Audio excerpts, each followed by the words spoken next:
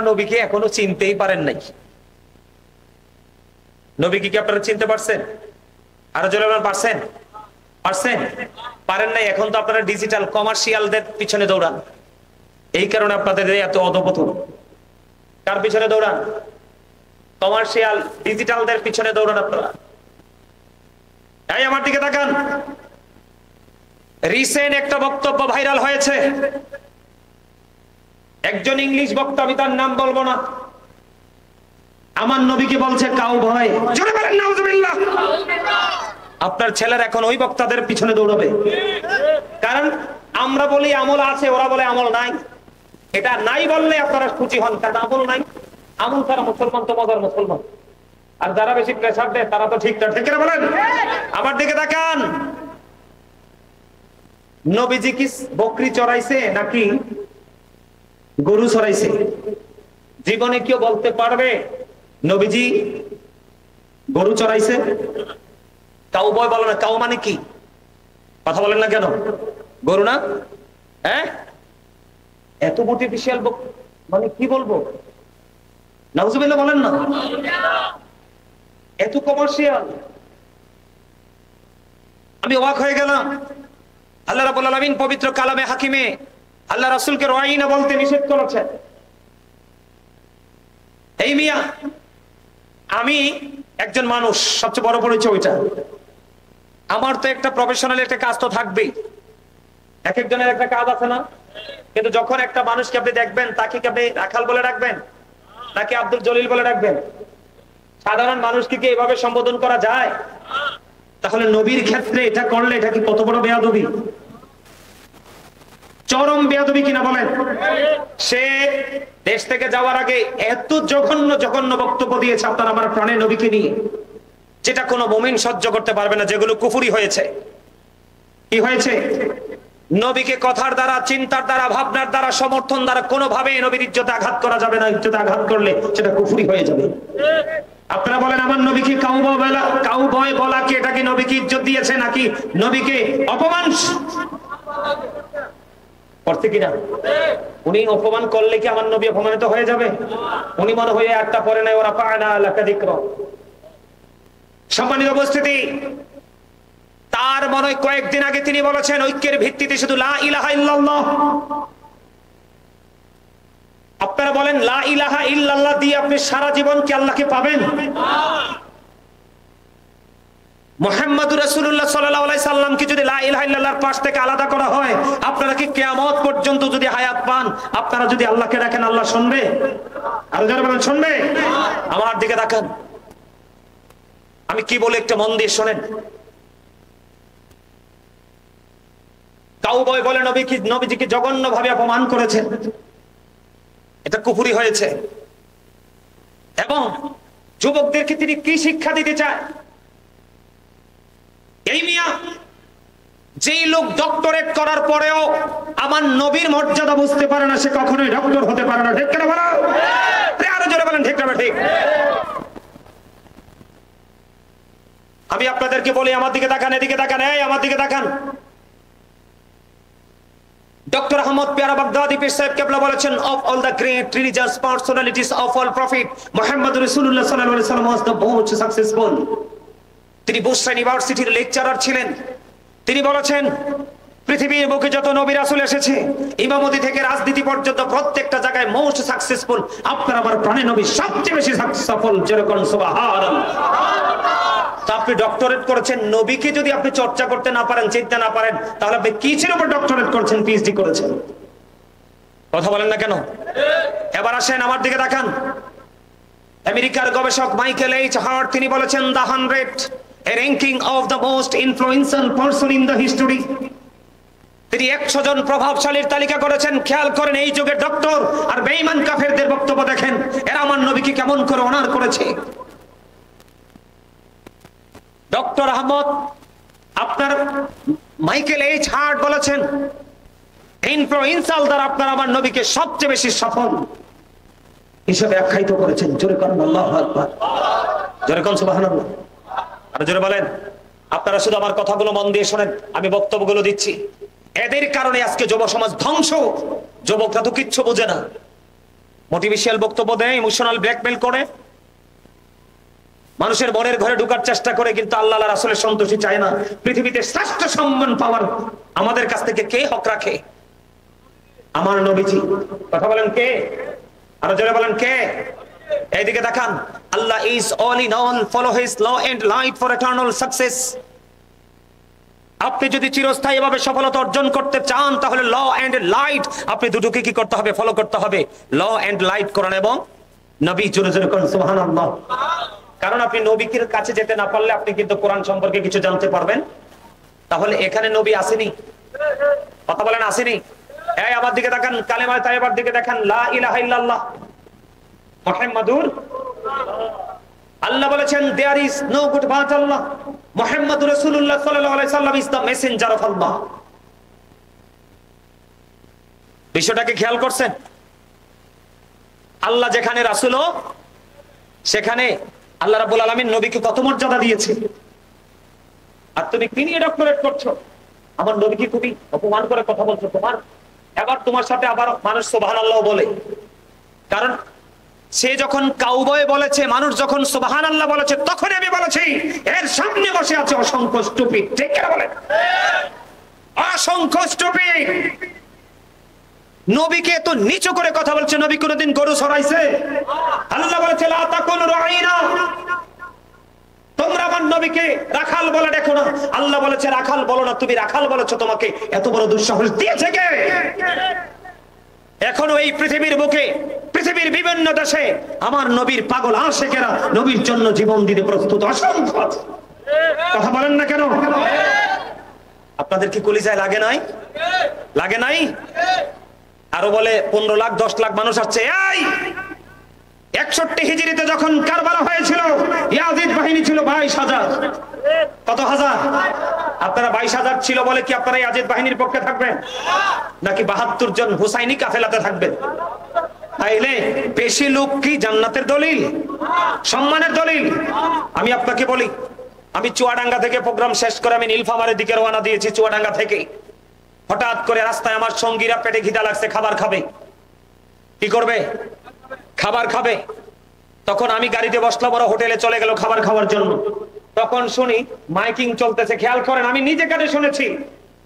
ওই বক্তাকে, ওই আলোচককে, উনি আমার মতো একজন স্কলার, কিন্তু আমার লজ্জা হয় যখন ওনাকে নিয়ে মানুষ নেগেটিভ মন্তব্য করে। ওনার বক্তব্যটা যখন দিয়েছে, সর্বপ্রথম একজন জেনারেল ছেলে প্রতিবাদ করেছে। আমি অনলাইনে দেখেছি। মাইকিং করতেছে কি জানেন? মাইকিং করতেছে অমুক বক্তা অমুক দিন অমুক জায়গায় আসবে, অমুক জায়গায় গাড়ি থাকবে, অমুক জায়গায় গাড়ি থাকবে, আপনারা সবাই এতটা সবাই হাজির থাকবেন, কোনো ভাড়া লাগবে না। তো এরকম হইলে তো সবাই যেতে ইচ্ছে করে। ঠিক কিনা বলেন? আজকে কি আপনারা যে এখানে আসছেন, আমি কি টাকা দিয়ে আনছি? এমনি আসছেন। এটার নাম হলো প্রেম। এটার নাম কি? আরো যারা বলেন, দোকান পড়ে দিয়ে আলোচনা বক্তব্য শেষ করি। এটার নাম কি? কথা বুঝতে পারছেন আমার? এদিকে দেখেন, এই নবীর মর্যাদা বুঝেন। Allah of the first pillar is the lord of all, রব্বুল আলামিন। মুহাম্মদ রাসূলুল্লাহ সাল্লাল্লাহু আলাইহি সাল্লাম is the blessing for the world, রাহমাতাল লিল আলামিন। আওয়াজ তুলে বলেন সুবহানাল্লাহ। রব্বিল আলামিন, রাহমাতাল লিল। নবীর মর্যাদা বুঝেন। আল্লাহর নাম লিখতে 4টা হরফ, আলিফ লাম লাম হা, একটার উপরে নিচে নকতা নাই। নবীর নাম মুবারক লিখতে 4টা হরফ, মিম হা মিম দাল, এই 4টার উপরে নিচেও কোনো নকতা। জোরে বলেন ঠিক না ঠিক? এবার আসেন আমার দিকে তাকান, নবীকে চিনেন, নবীকে বোঝেন। নবীকে বুঝতে না পারলে আপনার আবার কোনো উপায় নাই, কবর নাই, দুনিয়া নাই, আখিরাত নাই, হাসর নাই। স্লোগান পরে দিও, আমি দিব। আমার ভাই আজকে আমি স্লোগান দিব। আমি বক্তব্যটা একটু শেষ করি। এদিকে তাকান, আমার দিকে তাকান, আমি কি বলি? আমার দিকে তাকান। এই আমার নবীজি কি বলেছে? এদিকে তাকান, I am from the light off Allah and everything has been created from my light. আমি আল্লাহর নূর থেকে, সৃষ্টির প্রত্যেকটা বস্তু আমি নবীর নূর থেকে। আল্লাহু আকবার বলেন। তাহলে আপনি খেয়াল করতেন আমার নবীর মর্যাদা, আমার নবীর সম্মান কোথায়? আমি আল্লাহর নূর থেকে, সৃষ্টির সব কিছু আমি নবীর নূর থেকে। বক্তব্যটা দেওয়ার জন্য আমি দিব স্লোগান। এই মদিনাতে যখন জাবের রাদিয়াল্লাহু তাআলা প্রশ্ন করলো নবীকে আল্লাহ সর্বপ্রথম কোন জিনিস বানাইছে, আমার নবীজি উত্তর দিয়েছে, I was a prophet when Adam was mixture of water and mud. আমার নবী বলেছেন আমি তখন নবী ছিলাম যখন আদম ছিল কাদামাটির মাঝে। জোরে জোরে কন্যা সুবহানাল্লাহ। এত মর্যাদা, এত শান, এত আজমত আমার নবী। তুমি আমার নবীকে কাউবাই বলো, আর তুমি ঐক্যের ভিত্তি বলো লা ইলাহা ইল্লাল্লাহ। তুমি মুহাম্মদুর রাসূলুল্লাহকে কোথায় ডিলিট করেছো? সম্মানিত উপস্থিতি, আর বক্তব্য লম্বা করছি না। যদি সময় থাকতো, আমার ভাই চলে আসছে, আমি আর বক্তব্যটা বেশি লম্বা করছি না। আমি বিশেষ করে যুবক ভাইদেরকে বলছি, যুগে যুগে পৃথিবীতে, যুবক ভাইরা আমার কথা শোনো, যুবক ভাইদেরকে বলছি, যুগে যুগে পৃথিবীতে এমন আলেম বের হবে, নবীজি বলেছেন এরা কিয়ামতের আলামত। তারা নিজেদের সুবিধার জন্য, স্বার্থের জন্য নিজেদের মন গড়া বক্তব্য দিয়ে দিয়ে সাধারণ মানুষকে বিভ্রান্ত করে দিবে। আমি যুবক ভাই তোমাদেরকে অনুরোধ করে বলে যাই, তুমি যাকেই ভালোবাসো বাসো, তবে তাকে নিয়ে গবেষণা করে তাকে আগে ভালোবাসো। না হয় এমনও হতে পারে তার ভালোবাসার কারণে তোমার ঈমানও হারিয়ে যেতে। আমি আমার দিকে, আপনারা মুরব্বীরা বলবেন না, যুবক ভাইদেরকে বলছি, তোমরা আমার যেমন নবী তোমাদের নবী, আমার নবীকে যে রাখাল বলেছে, কাউবয় বলেছে, তোমরা কষ্ট পেয়েছো কিনা? যুবক ভাইদেরকে বলছি, তোমরা জোরে বলে কষ্ট পেয়েছে কইনা? কথাটাকে মিথ্যা না? দাদা ভাই, আমার নবী কি গরু চড়াইছে? কাউবয় মানে ছাগলের ইংলিশ কি বলেন? গোট। আমার নবীর পুরো জীবনটাই তো ছিল আমাদের জন্য শিক্ষা, আমাদের জন্য আদর্শ। কথা বলেন না কেন? আর আরেকটা বলদ আপনি বুঝছেন নি, মানে মহিলা স্টাইলে বসে কথা বলে, বডি ল্যাঙ্গুয়েজে সুন্দর নাই, এতে আমার নবী বলে বদলা দিছে। এই আমার নবীর ক্ষেত্রে কি বদলা? দাদা ভাই আপনারা বলেন, বদলা শব্দ কি যায় কোন ইমানদারের বক্তব্য? এগুলো মনে রাখবেন। এই যুবক ভাই, তোমরা আমার কথা শোনো, আমার যেমন নবী তোমারও নবী। আমি যেমন কবরে গিয়ে নবীর সম্পর্কে উত্তর দিতে হবে, তোমাকেও দিতে হবে। তুমি বুঝে রাখো, নবীজি বলেছেন believers love the profit, hypocrites don't love the profit. নবীজি বলেছেন মুনাফিকরা নবীকে ভালোবাসবে না, ইমানদাররা নবীকে ভালোবাসবে। আল্লাহ কোরআনে বলেছেন the hypocrites will be in the lowest place of hell, মুনাফিকরা জাহান্নামের একবারে সর্বনিম্ন স্তরে থাকবে। নাউজুবিল্লাহ।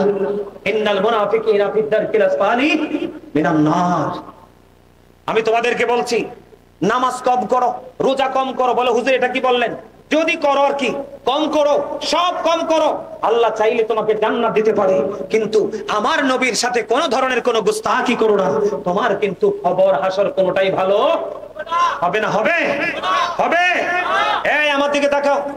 আল্লাহ রাব্বুল আলামিন পবিত্র কালামে হাকিমে কোরআন শরীফের 29 পারা সূরা কালামের মধ্যে বলেছেন, উতুল্লিন বা'দা যালিকা সানিম। আমার নবীর সাথে বেয়াদবি করেছিলেন ওয়ালিদ বিন মুগিরা। আল্লাহ বলেছেন with all that he is a bastard. Walid বিন মুগিরাকে আমার আল্লাহ জারুজ বলেছে। নাউজুবিল্লাহ। সম্মানিত উপস্থিতি, খেয়াল করে রাখবেন, যুগে যুগে যুগে যুগে এমন নবীর দুশমন, নবীর সাথে গুস্তাখি, নবীর সাথে বেয়াদবি করনে ওয়ালা পৃথিবীতে আবিষ্কৃত হবে। গোটা পৃথিবীর মুমিন মুসলমান, আমি আমার যুবক ভাইদেরকে, মা বোনদেরকে বলবো, তুমি কোন হক্কানি আলেম যদি যাচাই করতে চাও, তুমি আগে তার জবান থেকে খেয়াল করবা নবী সম্পর্কে সে কোন ভাষায়, কোন দৃষ্টিতে কথা বলে, নবীর আহলে বাইত সম্পর্কে কোন দৃষ্টিতে কথা বলে। কথা কি বুঝতে পারছেন আপনারা? আমার সম্মানিত উপস্থিতি, দেখতে দেখতে অনেকটা সময় পার হয়ে গেল। আমার ভাই আজকের চিফ গেস্ট, মধ্যমণি, আজকের মাহফিলের প্রধান আকর্ষণ মুফতি আব্দুল আজিজ রজবি সাহেব আমাদের মাঝে এসে উপস্থিত হয়েছেন। আমি স্লোগানটা দিতে দেই নেই, কারণ আমার বক্তব্যটা বেকাত হবে এই জন্য। স্লোগানটা খবর পেল না সেবা, একটা সেকেন্ডের জন্য দাঁড়াইল না, একটা সেকেন্ডের জন্য দাঁড়ায় না রে বন্ধু। দৌড়াইতে দৌড়াইতে প্রাণের নবীর কাছে যখন দেখা হয়ে গেল, ডাক দিয়ে বলেন নসিবা, নসিবা রে, তোমার অনেক বড় ক্ষতি হয়ে গেল রে নসিবা। এবার নসিবা একটা ডাক দিয়ে বলে, ইয়া রাসূলুল্লাহ, ইয়া হাবিবাল্লাহ, নবী গো, ও নবী, আমার ভাই, আমার বাবা, আমার স্বামী শহীদ হয়েছে, আমার বিন্দু পরিমাণ কোনো দুঃখ নাই, আমি আপনাকে পেয়েছি তো সব পেয়ে গেছি। কিছু বুঝতে পারছেন এখান থেকে? কিছু বুঝতে পারছেন? আপনার আমার প্রেম কেমন ভাবে করতে হবে? আপনাকে আমাকে জীবন দিতে হবে না, মাঝে মাঝে আল্লাহর রাস্তায় দান করতে হবে, মাঝে মাঝে আল্লাহ আল্লাহ রাসূলকে খুশি করার জন্য তাদের দেখানো পথে চলতে হবে। এটাই তো প্ল্যান, নাকি অন্য কিছু? যেমন আজকে মাহফিলে আসার সময় আপনি মনে করেন টুপি পরাটা আমার নবীর সুন্নাত, টুপিটা পরে যায়, এটা হলো নবীর প্রতি ভালোবাসা কি না? আমি চা দোকানে প্যান্ট পরে যাই, মাহফিলেও যদি আমি প্যান্ট পরে যাই, তাহলে মাহফিল আর চা দোকানের মধ্যে তো কোনো পার্থক্য রইলো না, রইলো না? আমি আজকে কি করবো, পাঞ্জাবি পরে যাবো, পায়জামা পরে যাবো, মানে সব দিনের চাইতে, কারণ আমাদের এই প্রোগ্রামটা প্রতি বছর একবার হয়। তাহলে ওই দিনে আমরা সবাই উত্তম রূপে সেজে গুজে মাহফিলে আসবো, এটা হলো জান্নাতীদের সিম্পটম। সেটা আপনাদের মধ্যে নেই, আর তাকওয়া একেবারে নাই। আপনি ইমানদার হলে চলবে না, ইমানদার হওয়ার পাশাপাশি আপনার হৃদয়ে ভয় তৈরি করতে হবে, সঞ্চার করতে হবে। ভয় যদি আপনি কি করতে না পারেন, কালেক্ট করতে না পারেন, ভীতি সন্তুষ্ট যদি হতে না পারেন, তবে আপনি সফল হতে পারবেন না। বন্ধুরে আমার, মা বোনেরা, আমার নবীকে কেমন করে ভালোবাসতে হবে আমি আরেকটা শিক্ষা দিই বন্ধু। হযরতে হানজালা রাদিয়াল্লাহু তাআলা আনহু বিয়ে করলো, ভাসর হলো, বিয়ের রজনী, বিবির সাথে বন্ধু ভাসর হয়ে গেল। খবর পাইলেন যুদ্ধের ময়দানে নবীজি শাহাদাত বরণ করেছে, দুশমনেরা আমার নবীকে পৃথিবী থেকে বিদায় করে দিয়েছে। হযরতে হানজালা সইতে পারলো না, উন্মুক্ত তরবারি নিয়ে দৌড়ে ছুটতেন উহুদের ময়দানের দিকে। সুবহানাল্লাহ বলেন না?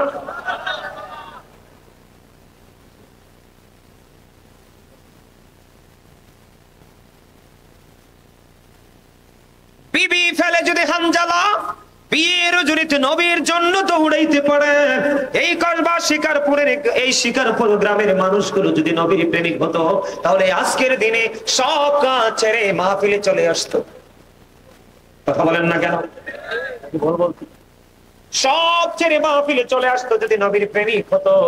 ওকে যদিও নবীর প্রেমের গল্প বলে, আদতে প্রেমিক হতে পারেন নাই।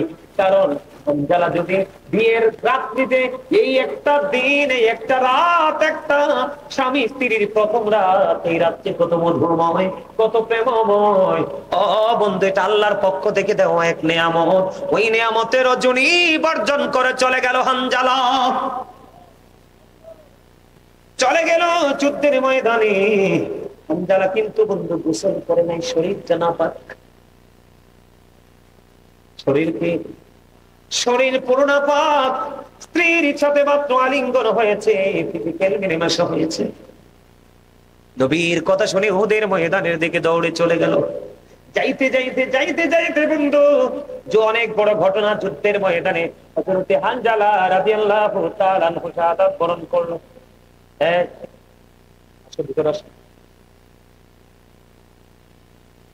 শাহাদাত বরণ করলো বন্ধু। খেয়াল করেন বিষয়টা, পিছন পিছন হানজালার বিবিও দৌড়ে চলে গেল। তাই উহুদের ময়দানে খোঁজে স্বামী নাই, স্বামী কোথায় রে? ও বন্ধু, নবীজি হানজালার বিবিকে আমার নবীজি ডাক দিয়ে বলল, স্বামীকে পাগলের মতো খুঁজতেছে হানজালার বিবি। এখানে সবচেয়ে বড় মজার বিষয় হলো, এই যুগের বউরা কি স্বামীকে ঘর থেকে বের হইতে দিত? কথা বলেন না কেন? এই যুগের মেয়েরা স্বামীকে হাতছাড়া করত? কখনোই নয়। ওই হানজালার বিবি কত নবীর প্রেমিক, খবরটা নিয়ে দেখেন। স্বামীকে আটকায় না, স্বামী চলে গেছে রে, স্বামীর পিছন পিছনে বন্ধু চলে গেল ওই যুদ্ধের ময়দানে। ও বন্ধু, যুদ্ধের ময়দানে গিয়ে শাহাদাত বরণ করলো।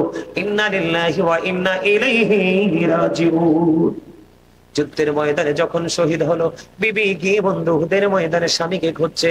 আমার নবী একটা ডাক দিয়ে বলল, হানজালার বিবি রে, তুমি আকাশের দিকে তাকাও। আকাশের দিকে তাকিয়ে দেখলেন, ও বন্ধু, ওই মহাশূন্য থেকে রে হানজালার লাশ, হানজালার ওই পবিত্র দেহটা উহুদের জমিনের দিকে বন্ধু নিয়ে এসেছে জান্নাতি খাদেমেরা। জোরে জোরে কন্যা সুবহানাল্লাহ। জান্নাতের খাদেম মানে বুঝছেননি কারা? ফেরেশতারা। ও বন্ধু, জান্নাতি খাদেমেরা হযরতে হানজালার লাশ বন্ধু নিয়ে আসলো কোথায়? পৃথিবীর জমিনে, উহুদের ময়দানে। এবার হানজালার বিবি হানজালার কাছে গেলেন, যাইয়া দেখে স্বামী মনে হয় যেন এই মাত্র গোসল করেছে, দাড়িগুলো বেয়ে বেয়ে ফোঁটা ফোঁটা করে বন্ধু তাজা পানিগুলো ঝরে ঝরে পড়ছে রে। আমার নবীকে প্রশ্ন করলো, নবী, নবী গো, ও আমার প্রাণের নবী, বলে দেন না আমার স্বামী তো গোসল করে নাই গো নবী। এখন আমি চাইয়া দেখলাম আমার স্বামী গোসল করা অবস্থায়, আমার স্বামী গোসল করেছে কে গো? এবার আপনারা আমার প্রাণের নবী জানিয়ে দিল, হানজালার বিবি রে, তোমার স্বামী তো দিনের জন্য তোমার নবীর প্রেমে জীবনটা বিলিয়ে দিয়েছে। এই জন্য আমার আল্লাহ হানজালা নবীর প্রেমে পড়ে নাপাক দেহ নিয়ে এই পৃথিবীতে যুদ্ধের ময়দানে ঝাঁপিয়ে পড়েছে। আমার আল্লাহ ডেকে ডেকে বলে, বন্ধু হাবিব, আমি আপনাকে ইমামুল মুরসালিন বানিয়েছি গো, আমি আপনাকে হাবিবুল্লাহ বানিয়েছি গো। আপনার প্রেমে পড়ে হানজালা নাপাক দেহ নিয়ে এসে যুদ্ধের ময়দানে শহীদ হলো গো। আমি আল্লাহ তাকে নাপাক দেহ নিয়া বরজখী জীবনে চাইতে দিব না। এই জন্য আমার আল্লাহ জান্নাতি খাদেম ফেরেশতাদেরকে পাঠিয়ে দিলেন আরশের নিচের পানি দিয়ে গোসল করাইয়া, আরশের নিচের পানি দিয়ে গোসল করাইয়া উহুদের ময়দানে পাঠিয়ে দিয়েছে। আরে তাকবীর, আরে রিসালাত, গাজী সুলাইমান আল-গাজী সাহেব। শিকারপুরের পক্ষ থেকে লাল গোলাপ শুভেচ্ছা, এটা কইতা না? আমি যে দমকান দমকাইছি, আমরা লাল গোলাপ দিব কইতো না, আমরা মারবো দইরা। কথা কম, গোলাপটা কো আই তো দেই নো প্লাস্টিকের ফেক, এটা চলতো না। কথা কন না কেন? আর্টিফিশিয়াল কোনো কিছুতে আমি একমত। ভালোবাসা যেমন কাঁচা, সংবর্ধনা হবে একদম কাঁচা, ঠিক কেন বলেন? কাঁচা না, ঠিক সিনারা ঠিক কথা কয় না ওয়ান টাইম। তবে এরই না থাকলে পৃথিবী বাঁচলো নইলে বন হয়। নবীজি সিনের কথা হয়ে গেছে, কথা কন না কেন? আমার কথা রাগ হইতেছেন না? আমি আমার আলোচনা আপনারা অনলাইনে যারা শোনেন তারা জানবেন, আমি বিষয় ছাড়া আলোচনা করি না। কিন্তু আপনাদেরই অবস্থাটাই এতটাই প্রতিকূলে, এখন আপনাদেরকে আমি এক্সাম্পল দেওয়া ছাড়া আপনাদের কাছে আমার কিছুই রইল না। আমার মনে হয়